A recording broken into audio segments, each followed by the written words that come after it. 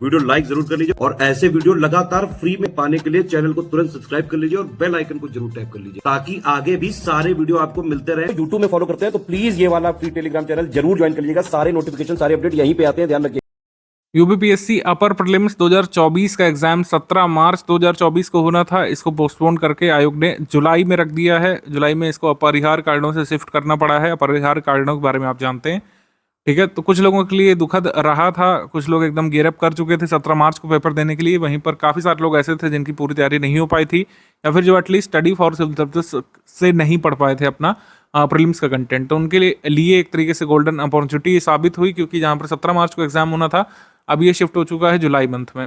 जुलाई में किसी भी डेट को होगा तब भी आपके पास 115 से 120 दिवस यहाँ पर लगभग बच रहे हैं। आज से अगर कैलकुलेट करें, अगर हम मान के चलें कि फर्स्ट वीक सेकंड वीक में इस एग्ज़ाम को रखा जाएगा तो 17 मार्च से लेकर आपको 115-120 दिवस जुलाई में मिल रहे हैं। इनको कैसे यूटिलाइज कर सकते हैं? ऐसे लोग जिनके प्रीलिम्स की पूरी तैयारी थी उनके लिए भी यहाँ पर स्ट्रैटेजी है, और जो लोग एकदम स्टडी फॉर सिविल सर्विसेज से फ्रेश शुरुआत करना चाहते हैं, 120 दिवस 115 दिवस का पूरा क्रैश कोर्स फॉर्म में प्रीलिम्स तैयार करना चाहते हैं, उनके लिए भी स्ट्रैटेजी यहाँ पर इसी वीडियो में बताई जाएगी। जो भी लोग हमारे 2024 वाले ग्रुप से जुड़े हैं जुलाई में होने वाले एग्जाम को देने के लिए, आपको यहाँ पे पता होना चाहिए कि study for civil services one stop destination के फॉर्म में वर्ष 2016 से तैयारी कराता हुआ आ रहा है। तो इस तरीके से हमारा ये 8वां साल हुआ यूपीपीएससी की प्रिपरेशन कराते हुए, और हमारा जो एक्सपीरियंस है हमारी टीम का वो आपको लाभान्वित करता है। हमने जो स्टडी मटेरियल में लगातार अपडेट्स किए हैं रीसेंट ट्रेंड और पैटर्न के हिसाब से, इसका लाभ आपको मिलता है। प्रैक्टिस रिसोर्सेज की गुणवत्ता लगातार बढ़ाई जा रही है, इसका लाभ मिलता है। करंट अफेयर को लगातार हम इस तरीके से अपग्रेड करते जा रहे हैं। आप खुद कमेंट सेक्शन देख सकते हैं, करंट अफेयर जो दिया जाता है यूपीपीएससी के लिए, जहाँ जहाँ पर सिलेबस कॉमन है करंट अफेयर का, उससे सारे के सारे सवाल लोग अपने एग्जाम में करके आ रहे हैं, ठीक है। यूपी पुलिस का एग्जाम हो, यूपी करंट अफेयर से लगभग सारे सवाल लोगों ने अपने उड़ाए अपनी अपनी शिफ्ट में। हालांकि वो पेपर भी कैंसिल हो गया आयोग की लापरवाही की वजह से, जिस भी एग्जाम एजेंसी ने कराया, या प्रशासन की वजह से। लेकिन जो पेपर में पूछा गया था वो आप जो है हमारे कंटेंट से पढ़ करके कर सकते थे। ऐसे ही आरओ का जो कैंसल्ड पेपर, उसमें भी यही देखा गया था कि स्टडी फॉर सिविल सर्विसेज के कंटेंट से आप कट ऑफ निकाल सकते थे। तो ये सब चीज़ें मैं थोड़ा सा आश्वस्त करने के लिए आपको बता रहा हूँ, और सिर्फ ये झूठी तसल्ली नहीं है, ये बातें हैं पूरा बिल्कुल प्रूफ के साथ डॉक्यूमेंटेड। ये जब भी प्रीलिम्स होता है, चाहे 2022 वाला रहा हो, 23 वाला रहा हो, 21 वाला रहा हो, जितने भी question study for civil services के पेड रिसोर्सेज से आते हैं उसका प्रूफ आपको दिया जाता है। यूपीपीएससी 2022 के पेपर में 113 क्वेश्चन जो है स्टडी फॉर सिविल सर्विसेज के पेड कंटेंट में से आए थे, ठीक है। इसको पूरा हमने डॉक्यूमेंट करके आपको दिखाया था, और हमने वादा भी किया था 2022 के बाद कि हम और भी इसको अपग्रेड करने का प्रयास करेंगे और अल्टीमेट लेवल तक अपने स्टडी मटेरियल को ले जाएंगे, जिससे आप कठिन वाले सवाल भी सही कर सकें, और जो सवाल किए जा सकते हैं पढ़ाई करके उन्हें तो सही कर ही सकें, ठीक है। मतलब जो डिफ़िकल्ट टाइप के क्वेश्चंस कई बार यूपीपीएससी बनाता है जिसको आप सॉल्व नहीं कर पाते, उनको भी सॉल्व कर सकें। हालांकि लेंदी क्वेश्चंस को, टफ क्वेश्चंस को, ट्रिकी क्वेश्चंस को आप हमारे मतलब करंट अफेयर से या फिर किसी भी सब्जेक्ट के स्टडी मटेरियल से, हमारे पेड रिसोर्सेज से सॉल्व कर सकते हैं। जितना हम लोग देते हैं उसी से एग्जाम में क्वेश्चन यहाँ पे बन जाते हैं डायरेक्टली, आप यहाँ पे मिला सकते हैं।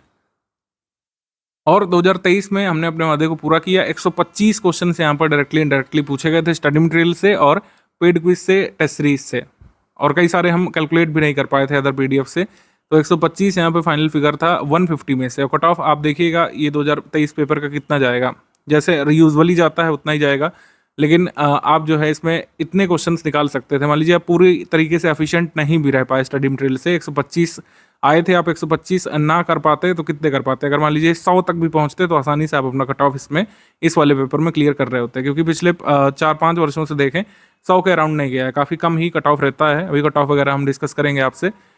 यूआर का कट ऑफ की बात करें तो वो 100 से कम ही रहता है। तो कैसे आप अपना कट ऑफ क्लियर कर सकते हैं 2024 का, इसके बारे में बात करेंगे। आप ये खुद ही देख सकते हैं स्टडी फॉर सिविल सर्विसेज का जो कंटेंट है, और इस साल भी हमने लगातार उसको अपडेट किया है, अपग्रेड किया है, उसकी गुणवत्ता को और बढ़ाने की कोशिश की है कि कठिन से कठिन सवाल भी आप हमारे स्टडी मटेरियल से, पेड क्विज से और पेड टेस्ट सीरीज से कर सकें। हमारी स्ट्रैटेजी 12 मार्च से लेकर जुलाई 2024 तक की है, जब तक प्रीलिम्स होने जाता। तो कुछ यहाँ पे आपको चीज़ें मैं बताऊंगा। Basically study for civil services का स्टडी मटेरियल ही अब पढ़ना है, क्योंकि 115-120 दिवस जो आपके पास बच रहे हैं, इसमें एकदम ज़ीरो से तैयारी करना मुश्किल है। अगर मान लीजिए कुछ लोग ऐसे आए होंगे जो एकदम ज़ीरो से तैयारी करना चाहते हैं, तो उनको बहुत ज़्यादा मेहनत यहाँ पे करनी पड़ सकती है। पहले आपको बेसिक कवर करना पड़ेगा, बेसिक बुक वगैरह, ठीक है। और फिर जो है आप हमारे स्टडी मटेरियल पे आएंगे तो आपको स्टडी आवर्स अपने बढ़ाने पड़ेंगे। वहीं कुछ लोग ऐसे हैं जो थोड़ा बहुत कहीं कहीं से पढ़ रहे थे, उनको एक कंसोलिडेटेड स्टडी मटेरियल चाहिए था और गाइडेंस, तो स्टडी मटेरियल आपके ग्रुप में दे दिया गया है। क्या क्या चीज़ें प्रायोरिटाइज करनी है 2024 के प्रीलिम्स के लिए, सब मैं एक एक करके अभी आपको बताने वाला हूँ। ग्रुप में आप बेसिक बुक देख पा रहे होंगे, समरी PDF देख पा रहे होंगे, कई सारे क्वेश्चन बैंक भी देख पा रहे होंगे, लेकिन क्या कैसे पढ़ना है 2024 के लिए, इसको प्रायोरिटाइज करने के लिए मैं आपको सब कुछ अभी बताऊंगा एक एक करके, सब्जेक्ट वाइज भी। तो थोड़ा सा पेशेंस रखते हुए इसको सुनिएगा। अब ब्रीफली एक बार जो परीक्षा योजना है यानी कि जो पैटर्न है उसके बारे में बात कर ले रहे हैं। प्रारंभिक परीक्षा की तैयारी के लिए आप हमारे साथ जुड़े हैं और उसमें भी मेनली GS पेपर 1 यानी जो सामान्य अध्ययन का पेपर होता है जिससे कट ऑफ डिसाइड होता है, और इन दोनों ही पेपर्स में सेकंड पेपर CSAT में और प्रथम प्रश्न पत्र GS पेपर 1 में 1/3 की नेगेटिव मार्किंग यहाँ पे होती है। सिंपल बात यह है कि 3 प्रश्न अगर आपके गलत हुए तो एक सही वाला उड़ा दिया जाता है, एक सही वाला आपका कट जाता है। तो 3 प्रश्न गलत करने का मतलब है 4 प्रश्न गलत करना, यही होती है 1/3 की नेगेटिव मार्किंग, ठीक है। और प्रीलिम्स में जो क्वेश्चन पेपर होता है 150 क्वेश्चंस का होता है, 150 क्वेश्चंस, लेकिन मार्क्स इसमें कितने होते हैं, 200 होते हैं। आई रिपीट, मार्क्स इसमें 200 होते हैं, ना 300 होते हैं ना 150 होते हैं, थोड़ा सा अलग सा है लेकिन इसी तरीके से है। मार्क्स यहाँ पे 200 होते हैं प्रीलिम्स पेपर में, हालांकि क्वेश्चंस इसमें 150 होते हैं। CSAT में 200 मार्क्स का पेपर होता है लेकिन क्वेश्चंस उसमें 100 यानी 100 होते हैं। तो GS पेपर 1 की आपको पूरी तैयारी स्टडी फॉर सिविल सर्विस कराएगा यहाँ पर। अगर आप हमारे फुल पेड ग्रुप से जुड़े हैं या फिर 6500 वाले ओनली स्टडी मटेरियल वाले ग्रुप से जुड़े हैं तो आपकी पूरी प्रिपरेशन यहाँ पे हो जाएगी along with test series practice वगैरह सब कुछ। जो लोग फुल पेड ग्रुप में हैं उनको डिस्कशन ग्रुप का भी सपोर्ट मिलता है, आप वहाँ पर डाउट वगैरह पूछ सकते हैं डायरेक्टली एडमिन से। तो प्रीलिम्स देने के बाद आपका कट ऑफ बनता है पोस्ट वाइज कैटेगरी वाइज, और जो लोग कट ऑफ क्लियर करते हैं उन्हीं को मेंस देने के लिए मिलता है। इक्वेशन ये रहती है कि नंबर ऑफ पोस्ट इंटू 15, जो भी नंबर ऑफ पोस्ट, जैसे इस बार तो काफ़ी लिमिटेड नंबर ऑफ पोस्ट ही आई हैं तो उनके 15 गुना लोग ही यहाँ पे मेंस लिखेंगे, बाकी सब लोग बाहर हो जाएंगे। इसी वजह से प्रीलिम्स जो है टफेस्ट स्टेज होता है, क्योंकि जितने भी अभ्यर्थी जो लोग फॉर्म भरते हैं मैक्सिमम लोग फर्स्ट स्टेज से बाहर हो जाते हैं। कई सारे डिजर्विंग लोग भी थोड़ी सी लापरवाही की वजह से प्रीलिम्स से बाहर हो जाते हैं, उनको नेक्स्ट ईयर इंतजार करना पड़ता है। आपके साथ ऐसा ना हो, इस वजह से पूरा स्ट्रैटेजी ध्यान से सुनिएगा, समझिएगा और इसको इम्प्लीमेंट करने की भी कोशिश करिएगा। डेली 7 से 8 घंटे का जो टारगेट आपको बताया गया है इसको फॉलो करने की कोशिश आपको करनी होगी। फिर मेंस होता है, मेंस में GS के 6 पेपर्स होते हैं, क्योंकि ऑप्शनल हट चुका है। लेटेस्ट जो पैटर्न आया था 2023 में उसके हिसाब से काफ़ी सारे लोगों ने इसके लिए काफ़ी प्रदर्शन किया था और काफ़ी मांगे रखी थी आयोग के सामने, तो काफ़ी डिलिब्रेशंस के बाद ऑप्शनल को रिमूव किया गया। स्केलिंग वाली समस्या होती थी, कई सारी अन्य चीज़ें होती थी, लोगों ने ऐसे कई बार आक्षेप लगाया कि किसी particular group of optional students को ज़्यादा फायदा कई बार मेंस में मिल जाता है। तो अब लेवल प्लेइंग फील्ड का लोगों ने कहा है कि इससे रहेगा। GS के 6 पेपर्स यहाँ पे होंगे, इसमें कन्वेंशनल जो आते हैं हर स्टेट PCS में GS 1 to 4 वो तो ये रहेंगे, जो UPSC में भी होता है। GS 5-6 ये UP स्पेशल के पेपर हैं, इसमें उत्तर प्रदेश संबंधित ज़्यादातर पॉइंट्स हैं, मतलब सारे के सारे उत्तर प्रदेश संबंधित हैं। GS पेपर 5 में, GS पेपर 6 में उत्तर प्रदेश को बहुत होलिस्टिकली अब आपको कवर करना होता है, क्योंकि अब मेंस में एक बड़ा पोर्शन आप देखेंगे 6 में से 2 पेपर UP स्पेशल के हैं।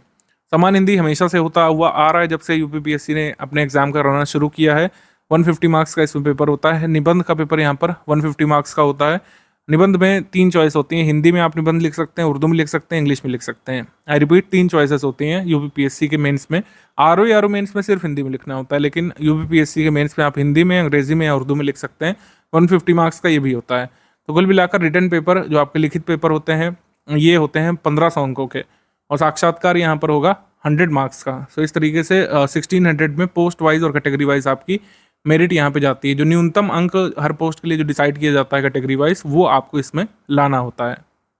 अब फीचर्स ऑफ द ग्रुप में जैसे यहाँ पे लिखा हुआ है कि आपको डेली करंट अफेयर मिलता है, उसी डेली करंट अफेयर का मंथली कंपाइलेशन मिलता है मंथ एंड पर, प्री स्पेशल करंट अफेयर मिलता है, टॉप 500 टॉप 400 क्वेश्चन प्रैक्टिस के लिए मिलते हैं, यूपी करंट अफेयर भी मिलता है। तो किस तरीके से आपको प्रिपेयर करना है अभी 115-120 दिवस में, किन चीज़ों को प्रायोरिटाइज करना है, इसके बारे में बात कर लेते हैं पहले। तो जिन लोगों का टारगेट UPPSC 2024 का अपर प्रीलिम्स है, आप ज़्यादा कुछ अभी नहीं पढ़ पाए थे प्रीलिम्स का और 17 मार्च के लिए कॉन्फिडेंट नहीं थे, तो स्टडी फॉर सिविल सर्विस की क्या चीज़ें यहाँ पे पढ़ सकते हैं आप, काफ़ी सारे जो दी हुई हैं, किन चीज़ों को प्रायोरिटाइज कर सकते हैं उसके बारे में मैंने लिख दिया है। अभी सब्जेक्ट वाइज भी मैं वीडियो के अंतिम हिस्से में आपको बताऊँगा, तो बेफिक्र रहिए। अभी सुनिए क्या करना है, कितना करंट अफेयर करना है, क्योंकि जब भी एग्जाम पोस्टपोन करता है UPPSC, करंट अफेयर को लेकर हमेशा ही संशय बना रहता है कि कितने से कितने मंथ का आएगा। हमेशा ही दो पॉसिबिलिटीज़ होती है और जब तक एग्ज़ाम हो नहीं जाता इन पर डिबेट डिलिब्रेशन होता रहता है, एग्जैक्ट बात नहीं पता चलती जब तक पेपर उस दिन कंडक्ट ना हो जाए। तो इस बार भी दोनों ही पॉसिबिलिटीज़ रहेंगी। ऐसा हो सकता है कि जो पेपर आपको 17 मार्च को मिलने वाला था आपके एग्ज़ाम हॉल में, वही आपको जुलाई में मिल जाए। सेकंड चांस ये हो सकता है कि नया पेपर ड्राफ्ट किया जाए यूपीपीएससी के द्वारा, जिसमें जुलाई से पहले का करंट अफेयर, मार्च के बाद का करंट अफेयर भी शामिल किया जा सकता है। दोनों ही सिचुएशंस के लिए आपको तैयार करना है और कभी भी किसी के झांसे में नहीं आएगा। कोई आपको कंफर्म कर रहा हो कि वही पेपर आ जाएगा, कोई कंफर्म कर रहा हो कि पेपर नया बनेगा। दोनों पॉसिबिलिटीज़ के लिए खुद को तैयार रखिए, क्योंकि मेंस तो देना ही है ना। मेंस के लिए तो करंट अफेयर पढ़ना ही पड़ेगा मार्च के बाद वाला। ऐसा तो नहीं है कि मार्च के बाद करंट अफेयर पढ़ना ही नहीं है, ठीक है, मार्च के बाद भी पढ़ना है, ठीक है। तो कितना करंट अफेयर पढ़ना है, तो आपको प्री स्पेशल करंट अफेयर दिया गया है मंथ वाइज। उसमें जुलाई 2023 से जून 2024 तक का आपको अभी कवर करने की सलाह दी जाती है। अभी हमने कहाँ तक का दिया है हमने आपको फेब तक का, फेब 2024 तक का दिया है। मार्च 2023 से लेकर हमने आपको मार्च 2023 से लेकर दे दिया हमने फेब 2024 तक का। हालांकि अगर आप मोस्ट अप्रोप्रिएट पूछे तो क्या मंथ रहेगा, जुलाई 2023 से लेकर जून 2024 तक आपको पढ़ने पर फोकस करना चाहिए। जुलाई 2023 से कितना पीछे जाना है ये आपको हम बता देंगे, और बताने का मतलब ये है कि आपको जितना भी पढ़ना होगा जुलाई 2023 से पहले का जहाँ तक भी, उसकी कंबाइंड पीडीएफ भी आपको मिल जाएगी। तो इससे बेफिक्र रहिए। अभी मेरे हिसाब से आपको टारगेट करना चाहिए जुलाई 2023 से लेकर जून 2024 तक के मंथ तक आपको टारगेट करना चाहिए। एग्जाम डेट जो डिक्लेयर होती है उसके करीब 15-17 दिवस पहले तक का हमको कवर करना पड़ता है हमेशा। तो वो पूरा कंपाइल करके एक साथ स्टडी फॉर सिविल सर्विसेज की टीम आपको पेड स्टडी मटेरियल वाले ग्रुप में दे देगी। अभी आपको इन मंथ पे फोकस करना है। इनको नोट कर लीजिए कि इन मंथ को रिवाइज करिए और कोशिश करिए कि पीछे से आगे ना आए, आगे से पीछे की तरफ जाए। मतलब पहले आप कौन सा पढ़िए जो फेब का दिया गया है, पहले आप पढ़िए फेब 2024 का, फिर आप पढ़िए जनवरी 2024 का, जनवरी 2024 का पढ़िए, फिर आप दिसंबर पे आइए 2023 में, और फिर नवंबर पे आइए 2023 में, और फिर अक्टूबर पर। इस तरीके से आगे से पीछे की तरफ आपको मूव करना चाहिए।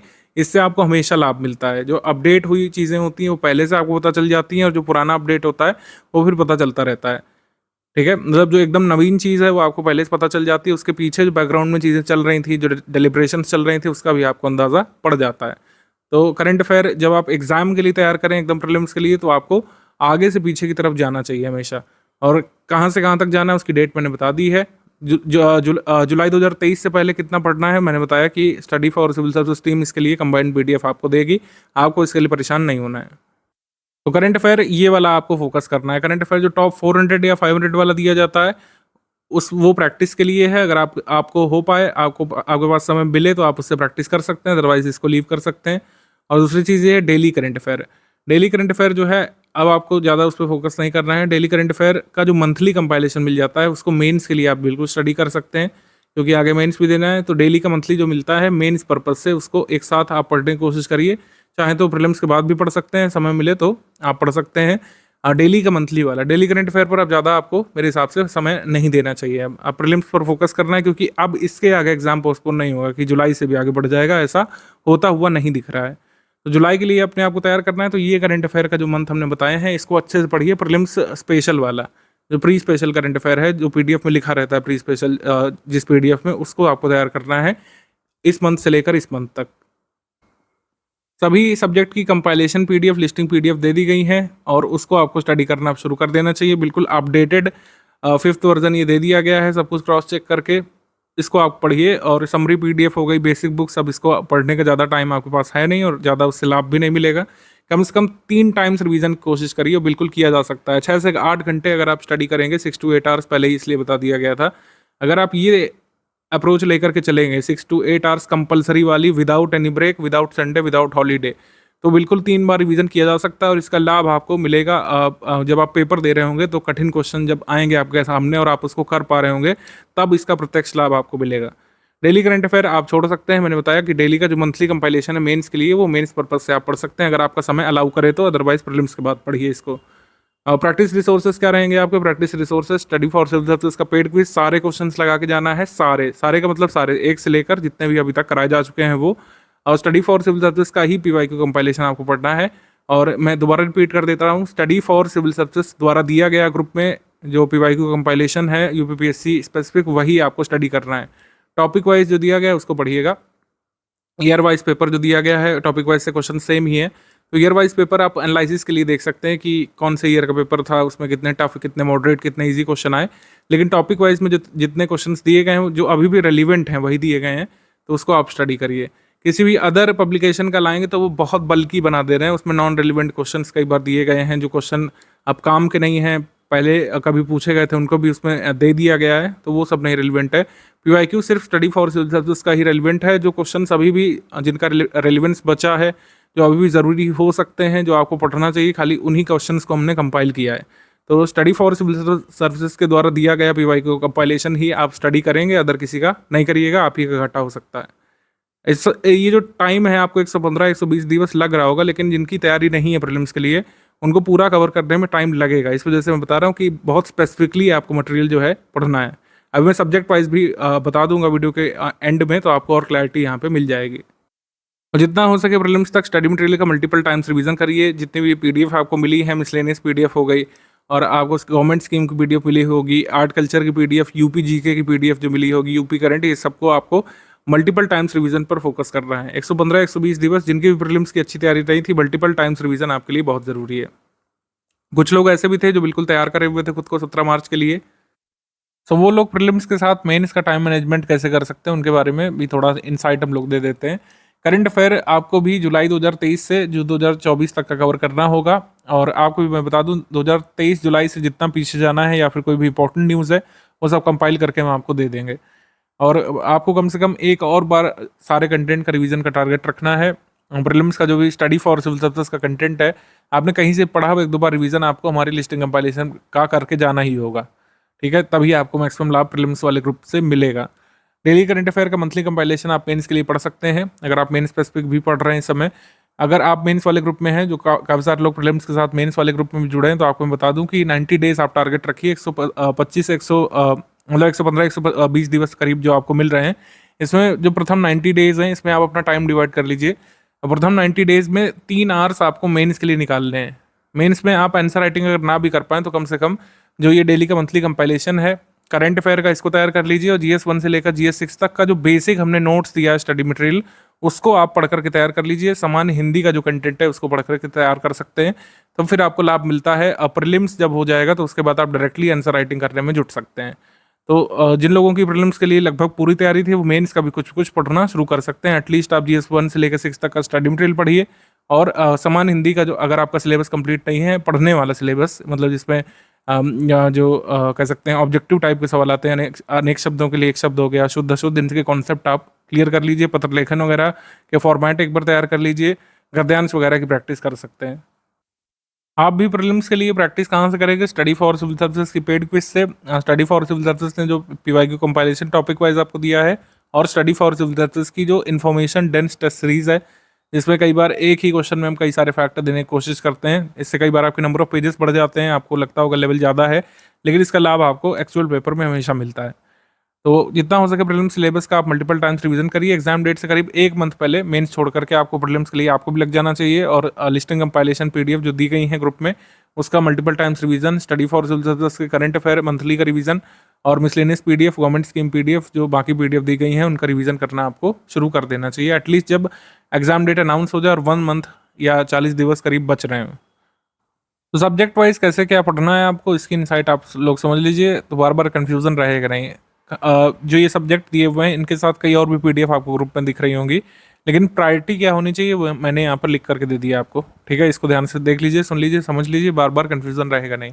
जैसे इतिहास के लिए समरी पीडीएफ भी ग्रुप में दी है, बेसिक बुक की पीडीएफ भी हमने दी होगी, पापा वीडियो की पीडीएफ भी हमने दी होगी। लेकिन अब इन सब चीज़ों को छोड़कर आपको मेनली फोकस करना है जो हमारा प्रीलिम्स टारगेटेड कंटेंट होता है, हर बार जो अपडेट किया जाता है, कंपाइलेशन पीडीएफ और लिस्टिंग पीडीएफ।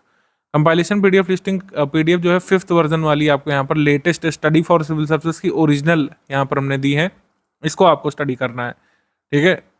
और फिर पीवाईक्यू हिस्ट्री के आपको सॉल्व करने चाहिए। टेस्ट सीरीज में जो हिस्ट्री का टेस्ट होगा, एक तो सेक्शन वाइज होगा, बाकी फुल लेंथ टेस्ट सीरीज में जो हिस्ट्री क्वेश्चंस होंगे वो आपको सॉल्व करने हैं। और पीवाईक्यू से जो टॉपिक वाइज पीवाईक्यू हमने दिए हैं, यूपीपीएससी के जो पुराने सालों के क्वेश्चंस दिए हैं, अलग अलग यूपीपीएससी के एग्जाम्स में जो पूछे गए हैं, और यूपीपीएससी प्रीलिम्स अपर में भी जो आ चुके हैं पहले, उनका एक कंपाइलेशन दिया गया है टॉपिक वाइज। तो वहाँ से आप प्रैक्टिस करिए, इसको पेड क्विज ग्रुप से प्रैक्टिस करिए। इतना करना है हिस्ट्री के लिए। समरी पीडीएफ हो गई, पापा वीडियो की पीडीएफ हो गई। अब उसको पढ़ने का ज़्यादा टाइम नहीं बाकी है और उसका ज़्यादा लाभ भी आपको नहीं मिलने वाला है।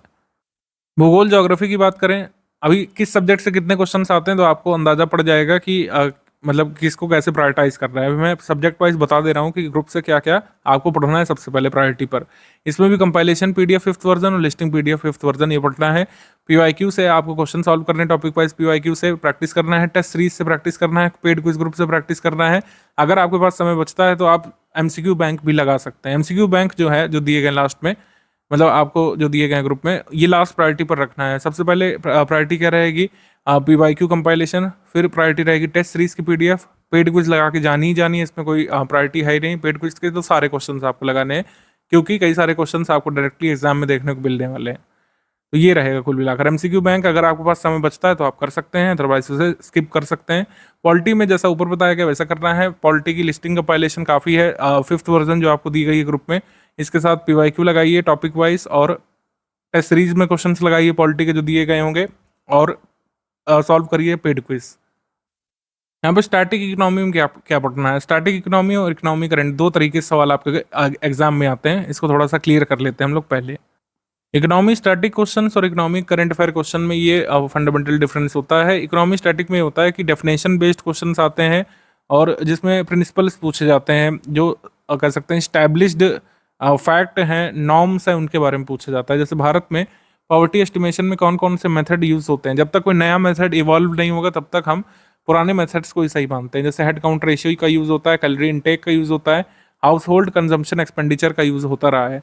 कभी भी भारत में पॉवर्टी एस्टिमेशन के लिए पर कैपिटा इनकम को डायमेंशन नहीं माना गया। क्यों नहीं माना गया? क्योंकि भारत में आज़ादी के बाद से ज़्यादातर उद्योग था वो कृषि पे आधारित था, कृषि आधारित अर्थव्यवस्था थी, और कृषि अर्थव्यवस्था आपको पता है सीजनल होती है, कई बार मानसून डिपेंडेंट होती है, और एक बड़ा पोर्शन साल का ऐसा होता है जिसमें सारे किसान अनएम्प्लॉयड होते हैं, उनकी पर कैपिटा इनकम बहुत ड्रास्टिकली घट जाती है। तो per capita income seasonal employment वाले लोगों की घटती बढ़ती रहती है, तो इस वजह से इसको कभी भी पॉवर्टी एस्टिमेशन का आधार नहीं बनाया गया। तो आधार क्या है? 1 2 3 है। अब ये जो है एस्टैब्लिश्ड प्रिंसिपल है, जब तक कोई नया ऐसा कह सकते हैं पॉवर्टी एस्टिमेशन का प्रिंसिपल नीति आयोग ईजाद नहीं करता, तब तक यही सही मानेंगे। तो इसको हम लोग इकोनॉमी स्टैटिक का सवाल बोलते हैं। ठीक है, टाइप्स ऑफ एम्प्लॉयमेंट कितनी होती हैं, पॉवर्टी लाइन पर जो कमिटीज़ बनी थी पास्ट में, उनकी क्या क्या रिकमेंडेशन थी। जैसे न्यूट्रिशनल रिक्वायरमेंट पर पॉवर्टी लाइन एस्टिमेशन किसने किया था? अलग कमेटी ने, योगिंदर के अलग कमेटी ने। तो ये वाली जो मतलब चीज़ें हैं, ये होती हैं इकोनॉमी स्टैटिक। पुरानी गवर्नमेंट स्कीम इकोनॉमी से संबंधित, इकोनॉमिक रिफॉर्म्स के बारे में पूछे, एलपीजी रिफॉर्म्स के बारे में पूछे। ठीक है, इकोनॉमिक पॉलिसी जो पास्ट में रही है उसके बारे में अगर पूछें, डब्ल्यूपीआई पूछे, सीपीआई पूछे, 8 कोर इंडस्ट्रीज़ पूछें, अब बैंक्स के बारे में पूछें, नेशनलाइजेशन कब कैसे हुआ, बैंकिंग भारत में इवॉल्व कैसे हुई, डिफरेंट जो एक्ट्स होते हैं इकोनॉमी से संबंधित, इनकम टैक्स संबंधित एक्ट वगैरह के बारे में अगर पूछे तो वो सब हो जाता है आपका इकोनॉमी स्टैटिक में। इकोनॉमी करंट अफेयर में आती हैं नई चीज़ें जो डेटा स्टैट्स पर आधारित होता है, न्यू स्टैटिस्टिक्स, जो सरकारी स्टैट्स रिलीज होता है। इसका सोर्स क्या होता है? बजट इकोनॉमिक सर्वे एक प्राइमरी सोर्स है, अलग अलग रिपोर्ट्स आती रहती हैं अलग अलग मिनिस्ट्रीज़ की, वो जो है सोर्स होता है। जैसे करंट टोटल फर्टिलिटी रेट पूछा गया था 2018 के पेपर में, 2015-16 के NFHS में। अब तो NFHS एकदम नया वाला आने वाला है, तो उस समय इसका आंसर 2.2 था। लेकिन क्या अब इसका आंसर हमेशा 2.2 रहेगा? बिल्कुल नहीं, अब तो 2.1 से भी नीचे हमारी फर्टिलिटी रेट जा रही है, टोटल फर्टिलिटी। और अगर आपसे पूछ लें कि रिप्लेसमेंट लेवल फर्टिलिटी क्या होती है, जैसे 2020 वाले पेपर में आया था, रिप्लेसमेंट लेवल फर्टिलिटी की वैल्यू क्या होती है? रिप्लेसमेंट लेवल फर्टिलिटी होती है 2.1। तो ये स्टैटिक फैक्ट है, ये कभी बदलेगा नहीं, वो उतनी रहेगी रिप्लेसमेंट लेवल फर्टिलिटी, या फिर ज़ीरो ग्रोथ फर्टिलिटी। ये वाली चीज़ें, बजट वाली चीज़ें, बजट में एलोकेशन से संबंधित चीज़ें पूछ लें। जैसे बजट 2021-22 का ये क्वेश्चन है, इसमें state share of taxes and duties, subsidies, interest payment, defence, इनमें कितना कितना एक्सपेंडिचर होता है उसको क्रम से लगाना था। तो ये इकोनॉमी करंट अफेयर होता है। करंट अफेयर इसी तरीके से आप मान सकते हैं कि जैसे ये उस समय के क्वेश्चन के रूप में पूछा गया था 2021-22 का जब बजट आया होगा, 2022 में ये पेपर हुआ था। लेकिन अब क्या इसी बजट से क्वेश्चन पूछेंगे? ऑब्वियस सी बात है, नहीं। आपसे किस बजट से पूछेंगे? या तो इंटरिम बजट से पूछेंगे जो इस साल आया है, या फिर जो लास्ट ईयर के बजट से पूछ सकते हैं, या फिर जो नई सरकार बनेगी जुलाई में जो बजट लाएगी उससे पूछ सकते हैं, अगर बजट आने के कई दिन बाद एग्जाम होता है तो। बजट इकोनॉमिक सर्वे कहाँ से कहाँ तक का पढ़ना है मैं आपको बता दूं। बजट इकोनॉमिक सर्वे आपको लास्ट ईयर का ही तैयार करना चाहिए। मोस्ट पॉसिबली इसी से क्वेश्चन बनेंगे। इवन अगर नया पेपर बने तो ज़्यादातर संभावना है कि लास्ट ईयर के बजट इकोनॉमिक सर्वे से क्वेश्चन बनेंगे। इस साल का जो इंटरिम बजट है उससे उसके जो जरूरी फैक्ट्स हैं वो हमने यहाँ पर दे दिए हैं। यूपी का जो बजट है वो हमने दे दिया है। यूपी बजट इस साल नया आया है तो वो जरूरी है, उसके फैक्ट वगैरह आपको मिल जाएंगे। अगर नहीं मिले आपको ग्रुप में इंटरिम बजट के फैक्ट आपको मिल जाएंगे ग्रुप में। और लास्ट ईयर का जो बजट इकोनॉमिक सर्वे के जो जरूरी पॉइंट्स है वो आप तैयार कर लीजिएगा। अगर ऐसा होता है कि एकदम मंथ एंड पर जुलाई में एग्जाम होता है और बजट आ चुका होता है, मान लेते हैं, सिनेरियो मान लेते हैं, तो आपको इस साल के बजट के भी नोट्स मिल जाएंगे। ठीक है, तो study for civil services team आपको हर तरीके से सपोर्ट करेगी। बिल्कुल भी हम गेस गेम में नहीं रहेंगे, सब कुछ आपको करवाया जाएगा जो आपको प्रिकॉशनरी तरीके से तैयार करना जरूरी होगा।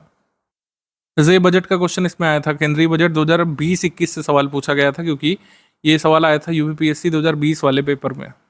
लेकिन अब पेपर आप 2024 में दे रहे होंगे जुलाई में, तो हमारे लिए बजट 2023 वाला इंपॉर्टेंट है। और अगर जुलाई में बजट आ चुका होता है और एग्ज़ाम उसके काफ़ी दिन बाद होता है तो हम इस साल का 2024-25 वाला बजट भी आपको दे रहे होंगे समरी फॉर्म में। तो बिल्कुल बेफिक्र रहिएगा, जो जो जरूरी होगा स्टडी फॉर सिविल सर्विसेज के द्वारा आपको दिया जाएगा ग्रुप में। अब प्रारंभिक परीक्षा हो या मुख्य परीक्षा, इसमें प्रैक्टिस का बहुत महत्व होता है। प्रैक्टिस अलग अलग तरीके की होती है। जैसे मेंस में प्रैक्टिस होती है आंसर राइटिंग प्रैक्टिस। इसमें बहुत स्पेसिफिकली आपको उत्तर लेखन के लिए तैयार करना पड़ता है कि अगर विमेन के बारे में पूछा तो हम क्या लिखेंगे, अगर यहाँ पर रीजनलिज्म के बारे में पूछा तो हम क्या पॉइंट डालेंगे। इसमें बहुत स्पेसिफिकली आपको तैयार करना पड़ता है आंसर राइटिंग के थ्रू। इसमें भी स्टडी मटेरियल का महत्व, लेकिन आंसर राइटिंग का भी महत्व है। वैसे ही प्रीलिम्स में स्टडी मटेरियल और बुक्स वगैरह का तो महत्व है ही, लेकिन जब तक आप क्वेश्चन नहीं सॉल्व करते हैं, आपके अंदर वो क्लैरिटी ऑफ थॉट नहीं डेवलप होगा, वो टेम्परामेंट नहीं डेवलप होगा, जब 2-3 तरीके के कंफ्यूजिंग ऑप्शन गिवन हो 4 में से और आप उसको एलिमिनेट कर पाएँ। एलिमिनेट करने का जो कला है वो एक वीडियो से या फिर मैं 1-2 टिप्स देकर नहीं सिखा सकता हूँ, अनलेस आप 4-5 हज़ार क्वेश्चन खुद सॉल्व करें।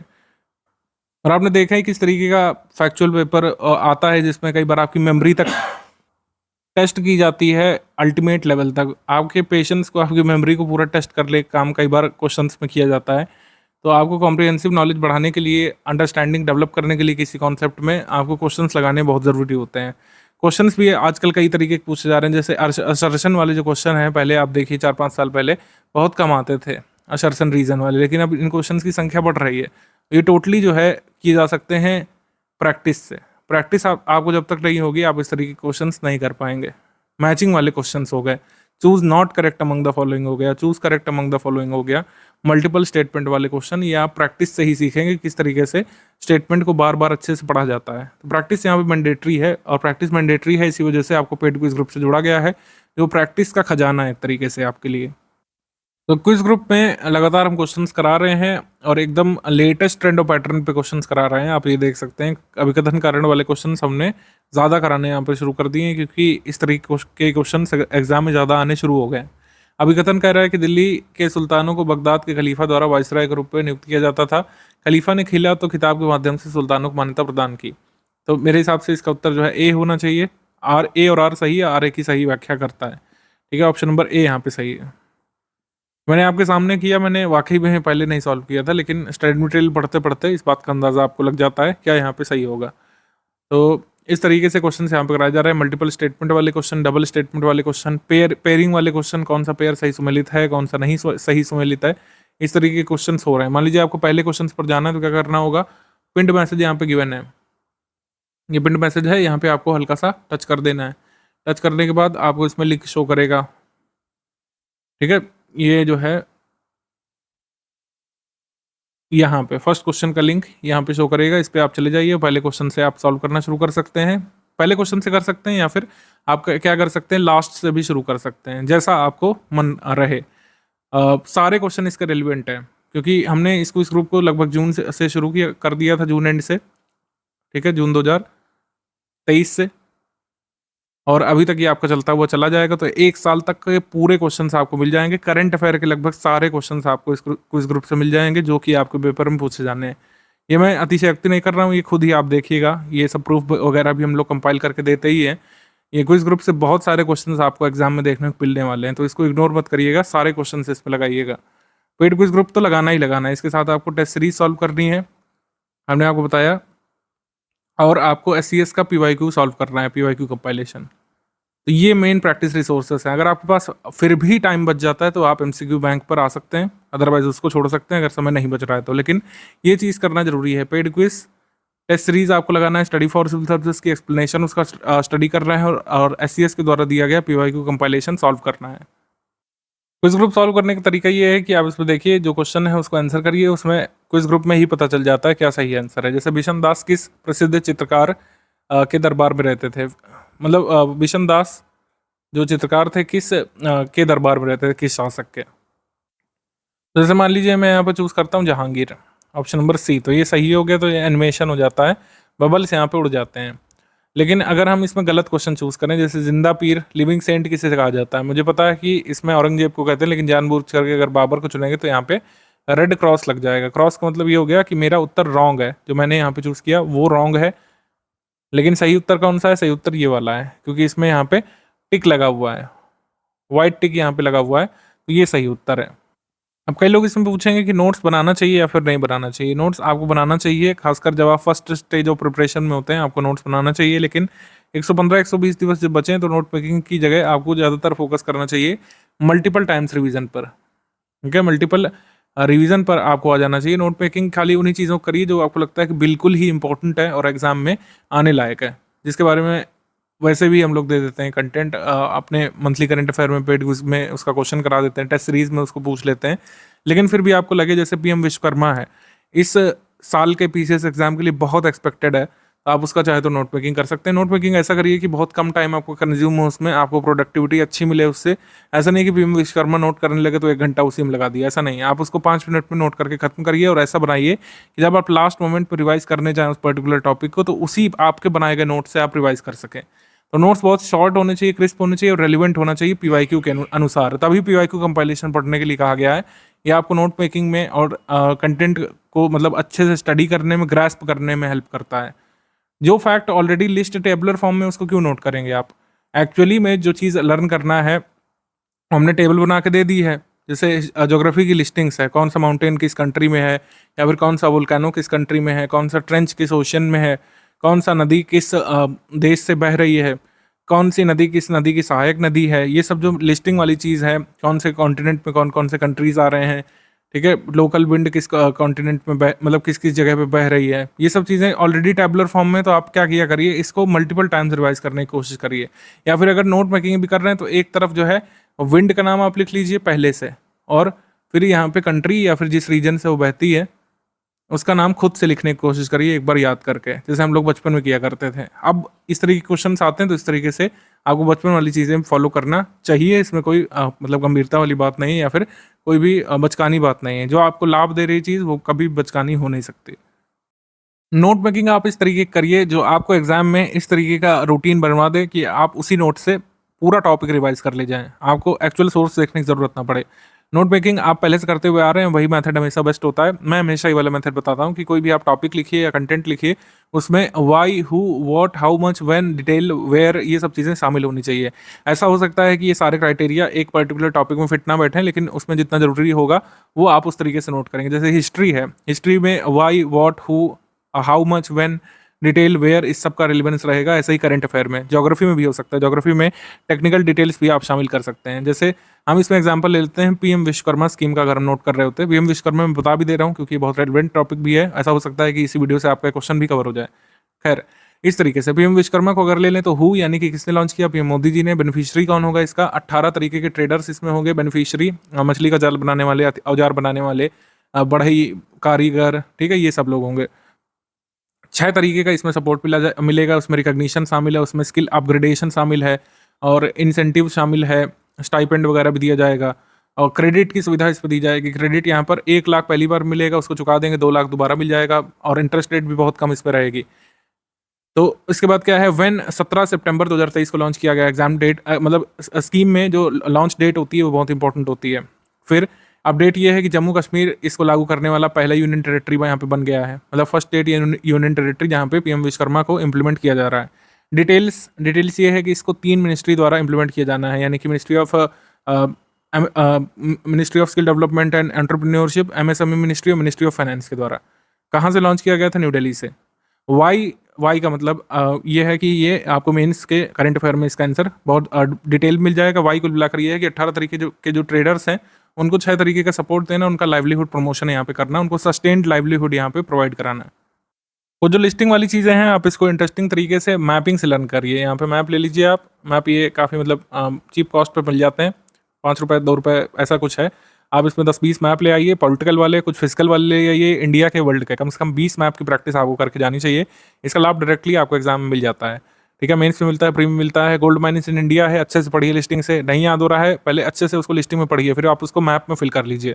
ठीक है, अच्छे से एक बार पढ़ लीजिए, फिर बिना देखे मैप में फिल करिए। बहुत अच्छी मेमोरी जो है आपकी क्रिएट हो जाएगी आपके माइंड में, आप भूलेंगे नहीं। जैसे झारखंड में ये अब भीतरीदारी आपको क्षेत्र मिल जाएगा जहाँ पे आपको कोल मिल जाएगा।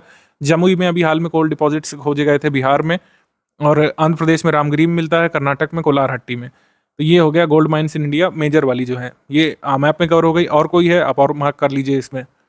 आयरन और माइंस इन इंडिया है, उसका आप यहाँ पे मैप बना लीजिए। एक्चुअली दूसरी फाइल खुल गई है, खाली इसी को देख लेते हैं। 18 डिग्री आइसोथर्म का जो महत्व है उसके ऊपर मैंने ये मैप बनाने के लिए बताया था स्टूडेंट्स को डाउट सॉल्व करते समय। डुडले और स्टैम्प और कैंड्रू महोदय ने ये 18 डिग्री समताप रेखा का यहाँ पे पोस्टुलेट दिया था। ये 18 डिग्री की जो समताप रेखा ये भारत को लगभग 2 हिस्सों में डिवाइड कर देती है। 18 डिग्री समताप रेखा के जो नॉर्थ में पार्ट पड़ता है वो टेम्परेट इंडिया है, यानी उपोष्ण कटिबंधीय क्षेत्र है भारत का। और उसके नीचे यानी कि सदर्न साइड में जो पड़ता है वो उष्ण कटिबंधीय क्षेत्र है। ठीक है, ये है यहाँ पे 18 डिग्री आइसोथर्म का। यहाँ पे आप डायग्राम बना करके इसको याद कर सकते हैं, कभी भूलेंगे नहीं। ये है आयरन ओर वाला मैप जो मैं आपको दिखाना चाह रहा था। इसमें आप क्या किया करिए कि आपको अगर बहुत ज़्यादा लिस्टिंग दिख रही है, ठीक है, कि बहुत सारी लिस्ट है स्टेट से, हमको माइंड से मिलाना है, तो आप इंडिया पॉलिटिकल वाला मैप ले आइए और उसमें मार्क करिए कहाँ कहाँ पे क्या है। जैसे छत्तीसगढ़ में बायलाडीला बहुत फेमस, और झारखंड में नोआमुंडी वाली, गोवा नोआमुंडी वाली माइंस। सुंदरगढ़ कहाँ पे, सुंदरगढ़ और मयूरभंज, ये आयरन ओर डिपॉजिट्स यहाँ पे मिलेंगे ओडिशा में। फिर रत्नागिरी और भंडारा में और चंद्रगिरी में कहाँ पे आयरन ओर डिपॉजिट्स मिलेंगे, महाराष्ट्र में, भंडारा, रत्नागिरी और चंद्रगिरी में।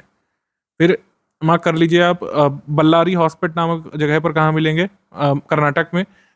जबलपुर में देखने को मिलेंगे मध्य प्रदेश में, जबलपुर और सरगुजा में मध्य प्रदेश में। भीलवाड़ा में आयरन ओर डिपॉजिट देखने को मिलेगा कहाँ पे, राजस्थान में। तो इस तरीके से आप मार्क करके जो है इंटरेस्टिंग बना सकते हैं अपनी लिस्टिंग्स को, और एक अच्छी मसल मेमोरी क्रिएट कर सकते हैं। ये ऐसा करिए, आपको बहुत इसमें लाभ मिलेगा, आप खुद ही देखेंगे। और ये बिल्कुल किया जा सकता है। आप 1-2 मैप भरने में आप ज़्यादा समय लेंगे, लेकिन बाद में आप इसके लिए हैबिचुअल भी हो जाएंगे। ऐसे ही फिर कोल माइंस इन इंडिया का बना सकते हैं, coal mines of the world, coal regions of the world, industrial regions of the world का आप बना सकते हैं। जैसे इंडिया का हमने बनाया है वैसे आप जो है बना सकते हैं वर्ल्ड का भी। तो जैसे कामटी, वरोरा, वलरपुर, ये कहाँ पर देखने को मिलेगा, महाराष्ट्र में। कोल रीजन तंदूर, और तंदूर देखने को मिलेगा यहाँ पे तेलंगाना में। तलचर देखने को मिलेगा ओडिशा में। झिलमिली और कोरबा आपको देखने को मिलेगा छत्तीसगढ़ में। ऐसे आप मार्क कर लीजिए। विश्रामपुर भी देखने को मिलेगा छत्तीसगढ़ में। कर्णपुरा आपको देखने को मिलेगा झारखंड में, और तमिलनाडु में देखने को मिलेगा नीवेली का रीजन, जहाँ पर लिग्नाइट कोयल फेमस है। और ये लिग्नाइट मुझे कैसे पता चला, पीवाईक्यू देख करके। तो हर चीज़ आपस में लिंक है, जैसे जैसे आप इसमें कनेक्ट होंगे स्टडी मटेरियल से खुद ही चीज़ों को कनेक्ट करने लगेंगे। नॉर्थ ईस्ट में लैंगरिन जो है कहाँ पे है, माकुम जो है कहाँ पे है, ठीक है, माकुम असम में है। लैंगरिन जो है कहाँ पे है, ऐसे मार्क करते हुए चलिए। फिर इसका एक फ़ायदा ये भी होता है कि जैसे मान लीजिए आपको कोल माइंस जल्दी से रिवाइज करना है, कल आपका पेपर है, तो बस ये मैप से आप आसानी से उसको रिवाइज कर लेंगे। लिस्टिंग से थोड़ा ज़्यादा बर्डनसम हो जाता है कई बार। तो ये है यहाँ पर। जैसे मिसलेनियस का डेटा है कई सारा, आपको याद नहीं हो रहा है, ये मैंने एग्जांपल दिया था, और इसी से ARO के कैंसल पेपर में क्वेश्चन भी आ गया था, मैंने बताया था अपने UPPSC वाले ग्रुप में। मान लीजिए आपको कोल का प्रोडक्शन रिजर्व नहीं याद हो रहा है, तो आप इसमें भी मैप में बना सकते हैं कि भाई कोल के प्रोडक्शन में ये काली लाइन जो है वो क्या डिनोट कर रही है। यहाँ पे आप अपना कोड बना लीजिए, इसमें लिख लीजिए black line is equal to coal, ठीक है, या फिर कोई भी कलर आप इसमें लिखना चाहें। और पॉलिटिकल मैप में आप इसमें लाइन खींच करके भरिए कि थर्ड ब्लैक लाइन कोल। इसका मतलब ये हुआ कि P यानी प्रोडक्शन के मामले में थर्ड पर कौन आता है, मध्य प्रदेश आता है। सेकंड पर कौन सा राज्य आ जाएगा, सेकंड पर आ जाएगा छत्तीसगढ़। और फर्स्ट पर कौन सा आ जाएगा, ओडिशा। तो इस तरीके से आप यहाँ पे मैप में आसानी से इसको, आसानी से तो नहीं मतलब इंटरेक्टिव तरीके से आप इसको कर सकते हैं। लंबे समय तक भूलेंगे नहीं कि आपने मैप में भरा था। और इस तरीके से लिस्टिंग टाइप याद करेंगे तो आपको मल्टीपल टाइम्स रिवाइज करना पड़ेगा। यही फर्क होता है मल्टीपल रिवीजन में और नोट मेकिंग में। जो भी मेथड आपको सूट करता है वही आपके लिए बेस्ट मेथड होता है। प्रीवियस ईयर क्वेश्चन का अभी भी महत्व है यूपीपीएससी के एग्जाम में, बिल्कुल है और आगे भी रहेगा, लेकिन पीवाईक्यू किसी भी तरीके से पूरा सिलेबस नहीं है। अगर आपको कोई ये मिसगाइड करता है कि पीवाईक्यू की कंपाइलेशन पढ़ लो और सारे के सारे 20 सालों के पीवाईक्यू उठा के पढ़ लो, उससे आ जाएगा एग्जाम में, ऐसा आजकल नहीं हो रहा है। ठीक है, पिछले 10 सालों के पीवाईक्यू कर लो, सिलेबस कंप्लीट, ये मिथ अब काम नहीं करेगा।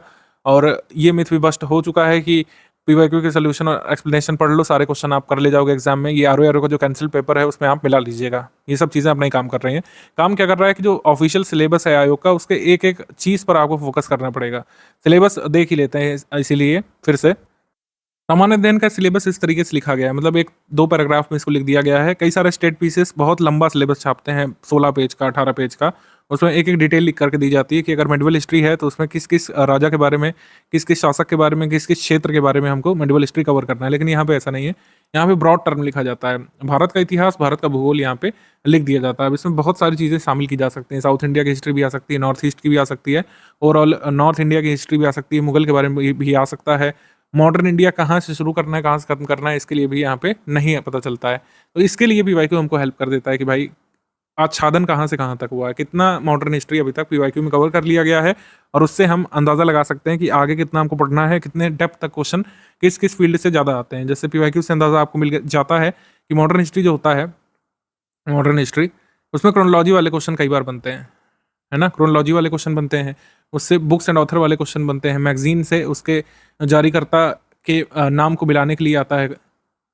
बुक्स ऑथर हो गया, और कौन सी मैगजीन किसने जारी की थी, कौन सी मैगजीन कहाँ से चली थी। लोकेशन वाले क्वेश्चन आते हैं कि जो है कौन सी लोकेशन किस क्रांतिकारी से संबंधित है, और कौन सा एक्ट किस ईयर में आया था, कौन सा एक्ट किस वाइसरॉय या गवर्नर जनरल के कार्यकाल में आया था।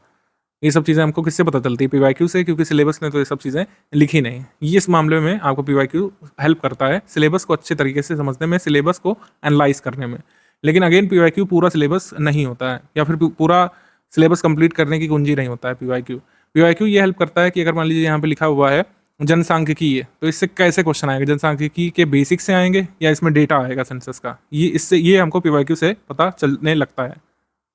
जैसे सामाजिक क्षेत्र के इनिशिएटिव है, सोशल सेक्टर इनिशिएटिव, इसमें बैकग्राउंड नहीं ज़्यादा आता है। इसमें क्या आता है, फैक्ट्स आते हैं, गवर्नमेंट स्कीम के फैक्ट आते हैं। गवर्नमेंट स्कीम के हर पेपर में पिछले 5 वर्षों से 2-3 सवाल हर बार आते हैं, लेकिन कभी भी गवर्नमेंट स्कीम सिलेबस में नहीं लिखा जाता है, सोशल सेक्टर इनिशिएटिव के अंतर्गत आता है। तो यही चीज़ें हमको पीवाईक्यू से क्लियर हो पाती हैं। तो पीवाईक्यू का ये महत्व होता है।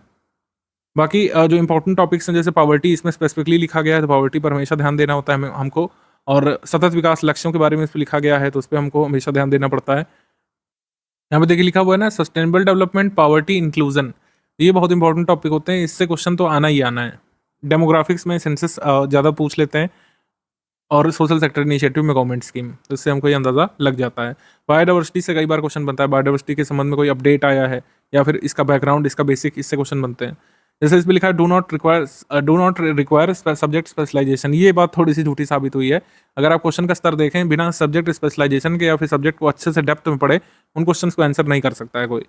ये है यहाँ पे ओवरऑल बात ये है कि आपको खुद एनालिसिस करने की इतनी ज़रूरत है नहीं। Study for civil services team इसको एनालाइज कर चुकी है, लगातार हमने किया है। 8 सालों से प्रीलिम्स का सिलेबस तो कोई ऐसा बदला भी नहीं है, तो लगातार हमने जो कंटेंट बनाया है उसी से आता है कुल मिलाकर। उसको आप कैसे अच्छे तरीके से तैयार कर सकते हैं, ये आपके ऊपर है, आपके इंटेंट के ऊपर है, आप कितना सीरियस हैं इस एग्जाम के प्रति, इसके ऊपर निर्भर करता है। प्रश्न पत्र 2 जो है सीसैट का होगा। सीसैट अब तक काफ़ी सारे लोग तैयार कर चुके होंगे, जो सीरियस लोग हैं सीसैट में अब तक अपना उतना तैयार कर चुके होंगे कि 33% यहाँ पर स्कोर कर सकें, इसको कंपलसरी पेपर को क्वालिफाई करने लायक अपना काम कर चुके होंगे। लेकिन जिनकी अभी भी तैयारी नहीं हुई है सीसैट में, जो स्टडी मटेरियल दिया गया है ना ग्रुप में, सीसैट का उन्होंने स्टडी मटेरियल दे दिया है फाइनली, तो इसको जरूर लगा लीजिएगा। मेनली उसमें पीवाईक्यू है, और जो बेसिक स्टडी मटेरियल हिंदी का, इंग्लिश का, इंटरपर्सनल स्किल का है, उतना भी आपने पढ़ लिया, आप आराम से 33% यहाँ पर स्कोर कर लेंगे और इस पेपर को क्वालिफाई कर लेंगे। इस पेपर को क्वालिफाई करना जरूरी होता है, आपको पता होना चाहिए।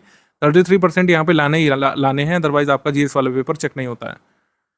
प्रीवियस ईयर का कट ऑफ यहाँ पे देख लेते हैं, और इसी से डिसाइड होगा कि आपका टारगेट क्या होना चाहिए। 2018 से नेगेटिव मार्किंग जब इंट्रोड्यूस हुई और पैटर्न बदला था, जब जीएस वाले पेपर लिखित होना शुरू हुए थे 2018 से, तब से ही कट ऑफ देखेंगे।